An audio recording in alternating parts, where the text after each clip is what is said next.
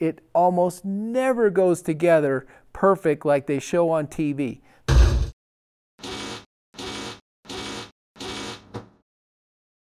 At this juncture, I wanted to take a step back and talk about things usually don't go right. And that's the case with these engines. It took me 2 hours to put this thing in the machine, get it all lined up, ready to line bore. It took me 3 hours to actually line bore the 4 main bearings.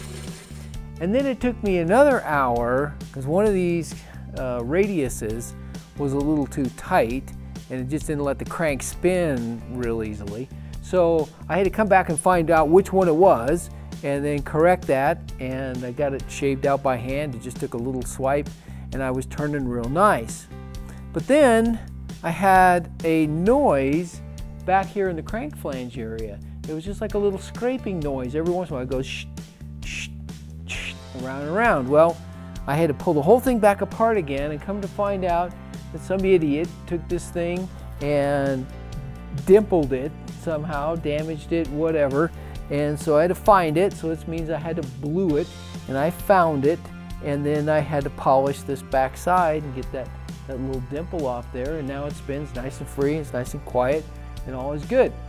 Well, beginning to end, that took 7 to 8 hours. And I haven't got the crank back out of here yet, and I got to get the crank out and over to the balancing machine. I still got to get this thing off and onto an engine stand, and then to the pressure washer, and then wash everything clean. So it'll be like 12 hours before I have this block mounted on an engine stand and ready to start assembling, and this crank over into the balancer. So, you know, I hope that if you're doing this yourself, you understand that you're gonna run into something that isn't right.